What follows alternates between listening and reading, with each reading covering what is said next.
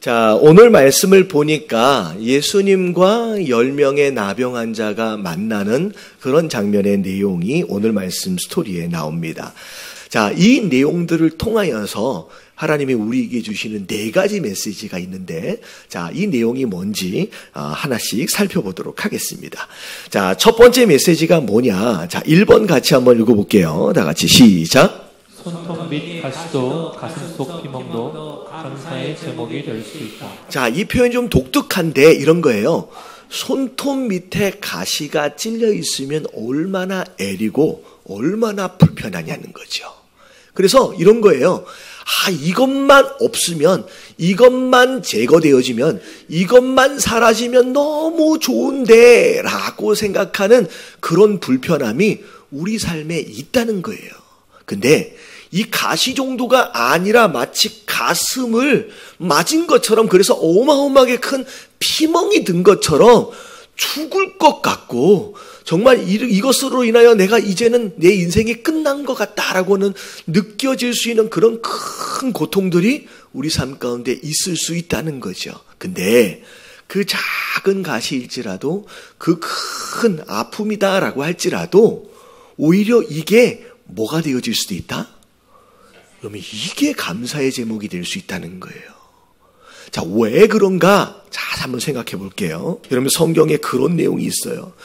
바울이 사도인데 전 세계를 돌아다니면서 어마어마한 일들을 하며 병도 고치고 복음도 증거하고 이런 일을 하는데, 정확하게 어떤 질병인지는 모르겠는데 육체의 가시라고 표현되어지면서 이 바울 사도에게는 병이 하나가 있었습니다. 근데 바울 사도가 하나님, 이 병만 낫게 해주세요. 그럼 내가 더 열심히 해볼 수 있을 것 같아요. 자, 몇 번이나 기도했대요. 여러분, 3번이나 기도했어요. 하나님 도와달라고. 근데 3번이나 기도하고 난 뒤에 하나님이 뭐라고 응답하셨느냐? 그래, 내가 고쳐줄게 라고 말씀하신 게 아니라, 자, 고린도후서 12장 9절. 자, 다 같이 한번 읽어볼게요. 시작. 나에게 이르시기를 내 은혜가 내게 족하도다. 이는 내 능력이 약한 데서 온전하여 짐이라 하신지라. 그러므로 도리어 크게 기뻐함으로 나의 여러 약한 것들에 대하여 자랑하리니 이는 그리스도의 능력이 내게 머물게 하려 함이라. 네, 바울에게 하나님 뭐라고 말씀하시냐? 내 은혜가 내게 족하대요. 바울은 자기 눈으로 볼 때는 이건 저주거든요. 이건 고통이거든요. 그냥 이건 없어져야 할 것인데 라고 생각을 했는데, 하나님은 없어져야 할 문제가 아니라는 거예요. 그게 너에게 뭐다? 은혜래요. 오히려 그게 너에게 있음으로 말미암아 네가 가지고 있는, 어떻게 보면 하나님의 능력이 약한 데에서 뭐가 된대요? 온전해진대요. 그것 때문에, 그래서 맨 처음에는 바울이 깨닫지 못했을 때는 왜 이게 안 없어질까? 왜 이게 안 고쳐질까라고 불평했을 수도 있을 것 같은데, 깨닫고 나니까 이게 나의 자랑이구나. 이게 감사의 제목이구나 라고 하면서 하나님께 영광을 돌릴 수 있게 됐다는 거죠. 그리스도의 능력이 내게 머물 수 있도록 하기 위해서 이걸 나에게 은혜로 주신 거구나 라고 하는 걸 깨닫고 하나님께 감사하게 되었다는 거예요. 여러분, 무엇이든지 감사할 수 있어요. 여러분, 그것이 하나님이 내게 허락하신 것이다 라고 하는 것을, 은혜로 허락하신 것이다 라고 하는 걸 믿을 수만 있다면. 그래서 데살로니가전서 5장 16절부터 18절 같이 한번 읽어볼게요. 시작. 항상 기뻐하라. 주지 말고 기도하라. 범사에 감사하라. 이것이 그리스도 안에서 너희를 향하신 하나님의 뜻이니라. 하나님의 뜻에 대해서 설명하실 때 중간에 3번째를 보니까 뭐에 감사하래요? 범사에. 이 범사는 in everything이에요. 모든 것. 그러니까 내가 느끼기에 좀 좋아 보이고 기뻐할 만한 그런 사건과 그런 일들뿐만이 아니라 고통, 가시처럼, 피멍처럼 고통스러운 그런 일들에 있어서도 우리가 감사할 수 있어야 되는 거예요. 여러분, 그게 하나님의 뜻이다라는 거예요. 여러분, 깨달아지시길 주님의 이름으로 축원합니다. 여러분, 옆에 계신 분들에게 인사 좀 해주세요. 생각해보면 감사할 수 있답니다. 네, 그래서 제가 1번을 마무리를 하면서 이렇게 한번 정리를 해봤어요. 같이 한번 읽어볼게요. 시작. 손톱 및 가시로 하나님을 기억하고 가슴속 피멍으로 하나님을 찾게 된다면 오히려 불편함과 고통이 축복이 될 수 있다. 예, 우리 깨달아지시는 저와 여러분들 되시길 주님 이름으로 축원합니다. 자, 두 번째입니다. 우리 같이 한번 읽어볼게요. 2번 시작. 감사는 잊지 않고 먼저 돌아오는 것이다. 자, 예수님이 돌아온 이 한 명을 향하여 질문하세요. 분명히 10명이 다 나았을 텐데 왜 한 명만 돌아왔느냐. 예수님이 기대하셨던 것 같아요. 어떻게 보면 기다리셨던 것 같아요. 근데 한 명만 돌아온 것 가지고 마음이 되게 실망하셨던 것 같아요. 되게 안타까우셨던 것 같아요. 심지어 너는 이방인 아니냐는 거죠. 사치 말하면 믿음이 있다라고 이야기하던 유대인들은 안 돌아왔어요.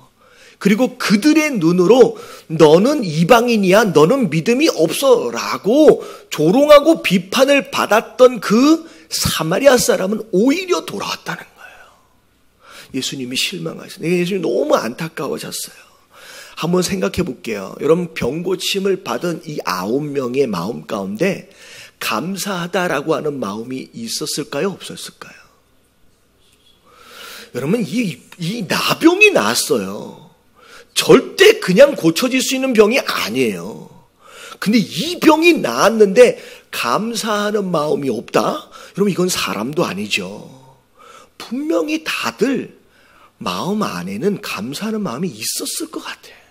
근데 왜 한 병밖에 안 돌아왔을까?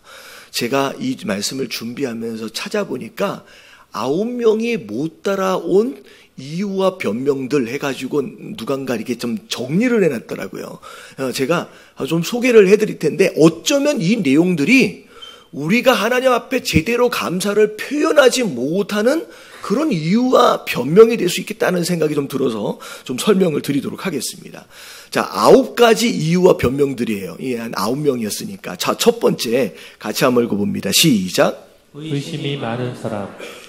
자, 신중한 거죠. 분명히 해결이 됐는데 그래도 내일까지는 봐야, 다음 주까지는 봐야 그래야지 확실히 나은 것을 알 수 있지 않겠느냐. 지금 신중한 사람들. 자, 두 번째. 자, 다 같이 시작. 자기 합리화.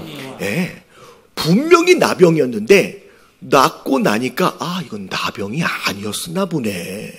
그냥 좀 특별한 그냥 피부병 중에 하나였겠네 라고 스스로 합리화시키는 사람이 있어요. 자, 세 번째. 자, 다 같이 시작. 자연현상으로 생각. 예, 지난주 금요일날 제가 이 얘기 드렸잖아요. 뭐 할 때가 돼서 나은 거예요. 예, 나을 때가 돼서 난 거야 라고 생각하는, 다시 말하면 1절 1번부터 3번까지는 믿음이 없는 가운데 감사를 표현하지 못한 이런 종류의 사람이 있을 것 같아요.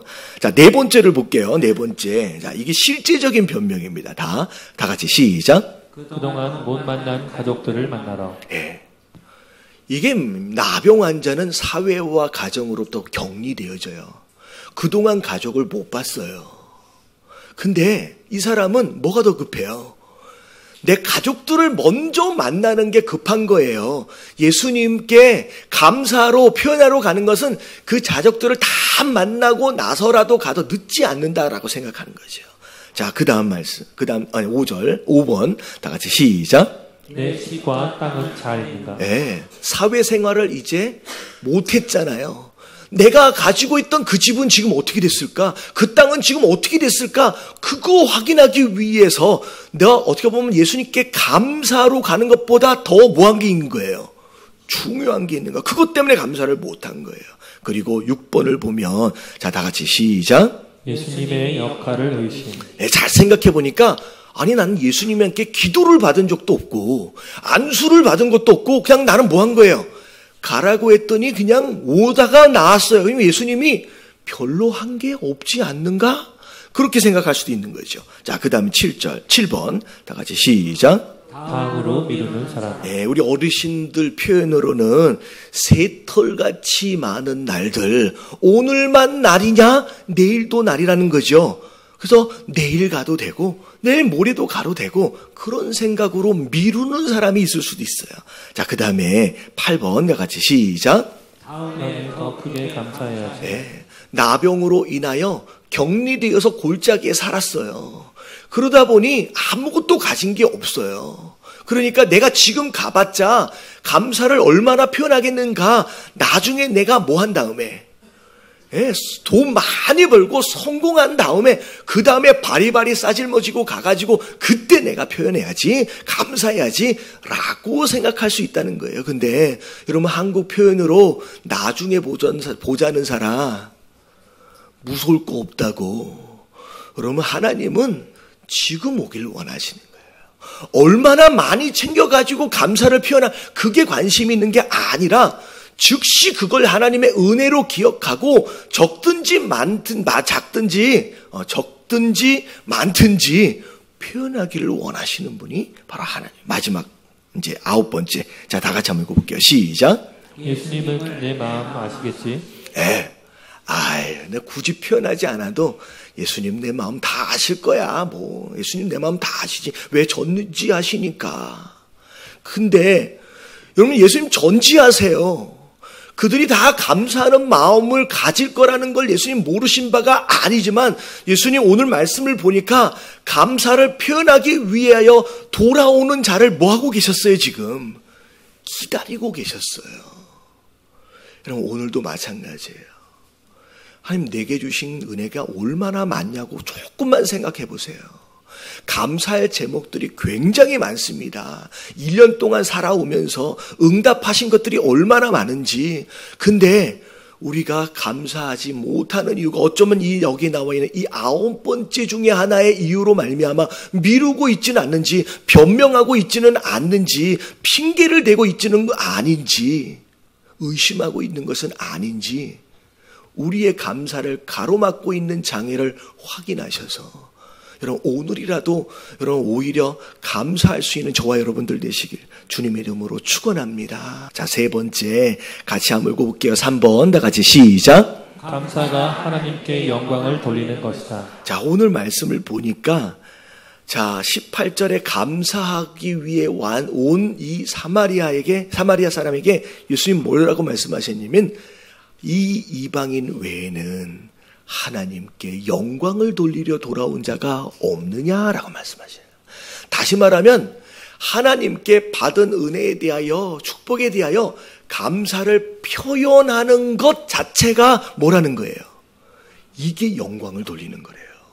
그럼 시편 50편 23절을 보면 줄 쳐진 데만 읽어볼게요. 시작. 감사로 제사를 드리는 자가 나를 영화롭게 하나니. 자, 하나님을 영화롭게, 하나님께 영광을 돌리는 여러 가지 방법들이 있지만 여러분, 시편 50편에 보면 뭐라고 나와 있느냐? 하나님께 예배하는 자. 근데 그 예배 안에 반드시 들어가야 할 조건이 뭐래요? 여러분, 감사예요. 여러분, 감사가 곧 예배예요. 여러분, 감사가 없는 예배는 존재할 수 없어요. 그래서 곧 감사가 예배입니다. 그래서 진정한 예배자는 곧 뭐 하는 자냐면 감사하는 자예요. 여러분, 감사할 줄 모르는 예배자는 존재하지 않습니다. 심지어 여러분, 감사가 곧 믿음이에요. 자, 오늘 19절 말씀을 잘 보시면 이 감사하기 위해 온 이 사마리아 사람 보고 그에게 이르되 일어나 가라. 자, 뭐라고 말씀하세요? 내 믿음이 너를 구원하였느니라. 여러분, 원래 이 사람은 그냥 감사하기 위해 왔잖아요. 그럼 예수님이 뭐라고 말씀하시는 게 맞냐면 너의 감사가 너를 구원하였느니라 라고 얘기하는 게 맞죠. 근데 예수님 뭐라고 말씀하냐? 네 믿음이 너를 구원했다. 다시 말하면 네가 감사하기 위해 나온 이 모습 자체가 곧 뭐다? 믿음이에요. 여러분, 믿음은 다른 게 아니에요.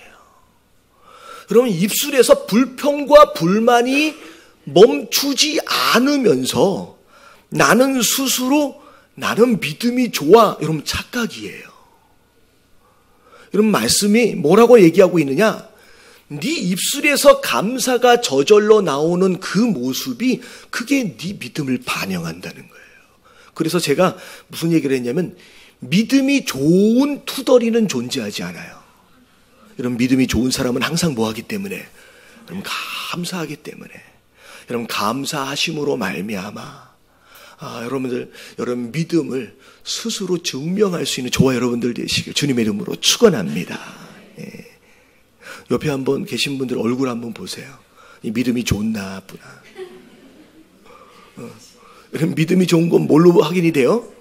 감사로 확인이 돼요. 자, 마지막 네 번째입니다. 자, 다 같이 한번 읽어볼게요. 시작. 감사는 천국을 누리게 하는 신비로운 능력이 있다. 여러분 이게 굉장히 중요한 마지막 부분이에요. 항상 중요한 건 맨 마지막에 있습니다. 자, 19절을 보면 그에게 이르되 일어나 가라. 내 믿음이 너를 구원하였대요. 자, 10명이 다 고침을 받았어요. 근데 고침을 받은 그 병은 육신의 병이었어요. 여러분 이 육신의 병은 지금 당장 치유가 되었다라고 할지라도 앞으로 또 살면서 이 나병이 아니더라도 다른 병은 또 걸리는 거예요. 여러분 걸리지 않고 잘 살았다라고 할지라도 10년, 20년 지나면 그 사람은 점점 뭐해지게 돼 있어요. 늙어가는 거예요. 결국은 늙어서 죽는 겁니다. 어떻게 보면 예수님이 오늘 이 10명에게 그냥 육신의 병을 먼저 고쳐주신 거예요. 근데 9명은 그걸로 만족하고 그냥 집에 가버렸어요. 근데 그걸 감사하기 위해 다시 돌아온 그 사마리아 사람은 육신의 병뿐만이 아니라 뭘 고침을 받았어요? 영적인 것까지를 고침을 받습니다. 여러분 이거는 이 세상에서 끝난 게 아니에요. 영원한 생명을 얻었다라고 하는 거예요. 뭐가 더 중요해요? 여러분 이 육신의 병이 고침받는 것보다 여러분 영적으로 회복되어지고 영적으로 구원받은 것이 더 중요한 줄로 믿습니다. 결국은 이건 누가 누렸느냐? 감사했던 이 사마리아 사람만 이걸 누렸다라고 하는 거예요. 여러분 이 가운데 아직 하나님을 만나지 못하신 분이 계시다라고 한다면 여러분 이 말씀을 통하여서 여러분 이 육신의 병뿐만이 아니라 영적으로 회복되어질 수 있는 이 은혜까지를 경험할 수 있는 저와 여러분들 되시길 주님의 이름으로 축원합니다. 여러분 그 하나님을 만나고 그 구원을 받는 건 어렵지 않아요. 오늘 이 10명의 이 나병 환자처럼 하나님 나를 구원해 달라고 간절히 사모하면서 나가시면 돼요. 그리고 맡기세요. 그리고 하나님 나를 치료하시고 나를 회복하실 것이다 라고 하는 걸 믿음으로 여러분 하나님 앞에 감사하십시오. 내 삶의 구주로 영접하십시오. 그러면요 여러분 이 시간이라고 할지라도 여러분 이 장소에서 여러분 이 구원의 은혜를 허락하여 주실 줄로 믿습니다. 근데 자, 이 말씀을 듣는 가운데 나는 이미 영접을 했고 나는 이미 구원을 받았으면 그러면 뭐 어떻게 되는 건가? 별로 나랑 상관이 없네 라고 생각할 수 있는데 여러분 이게 사실은 굉장히 특별한 영적 의미가 있어요. 이게 뭐냐면 우리가 지지난주의 말씀에 용서에 대한 말씀을 배웠습니다.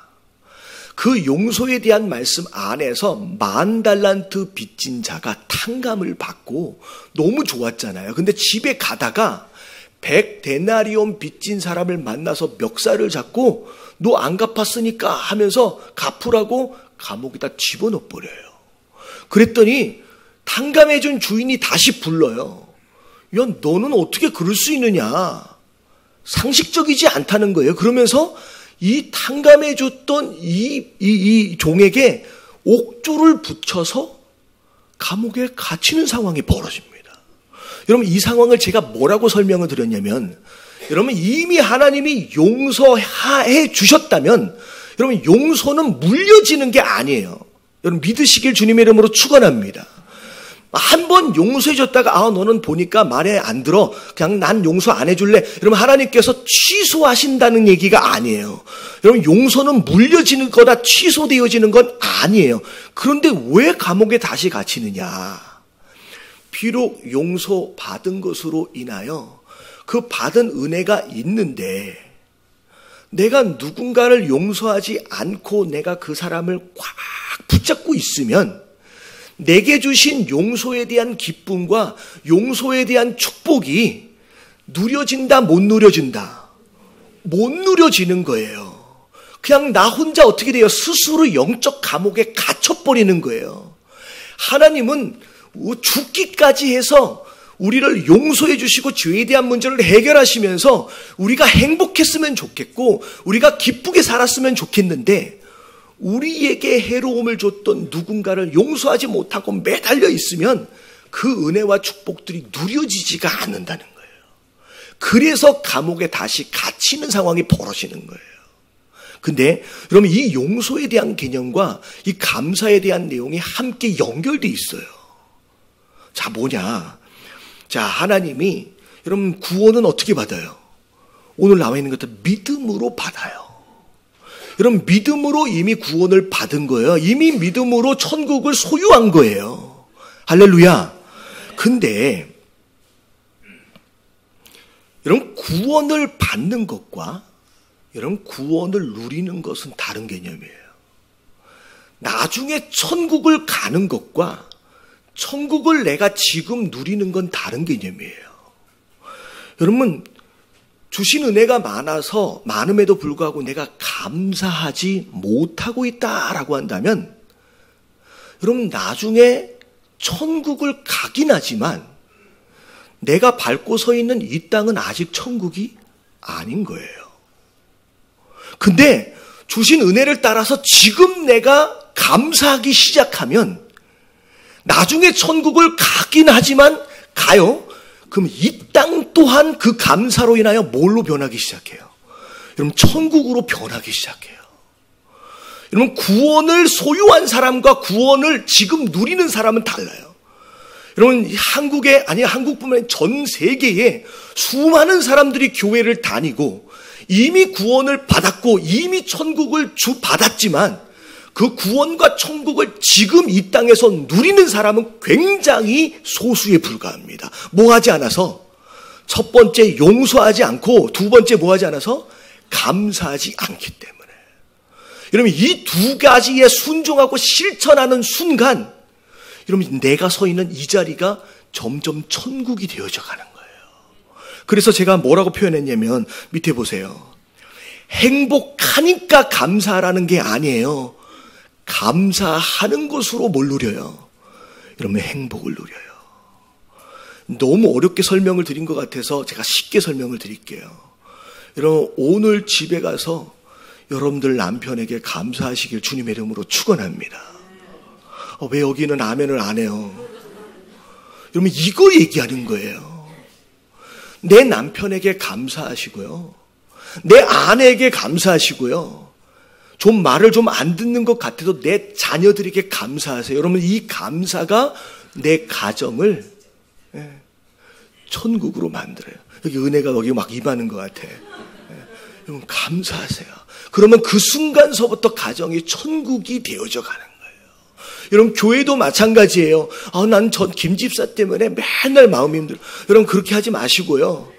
그냥 감사하세요. 여러분 교회를 감사하시길 주님의 이름으로 축원합니다. 천국을 누가 만드냐면 내가 감사함으로 내 가정을 천국 만들어서 그 가정을 내가 누리는 거예요. 여러분 이 신앙생활 이 교회 안에서 내가 감사함으로 여기를 천국을 만드세요. 그래서 여기를 누리세요. 여러분 이게 얼마나 중요한 영적 원리인지 여러분 많은 사람들이 그것을 순종을 못하니까 구원을 이미 선물로 받았고 천국을 선물로 받았음에도 불구하고 이 땅을 지옥처럼 살고 있다는 거예요. 여러분 이건 예수님의 뜻이 아니에요. 할렐루야. 뭐가 하나님의 뜻이에요? 항상 기뻐하라. 쉬지 말고 기도하라. 범사에 감사하라. 그러면 네가 내 뜻 안에서 천국을 누린대요. 이런 깨달아지시길 주님의 이름으로 축원합니다.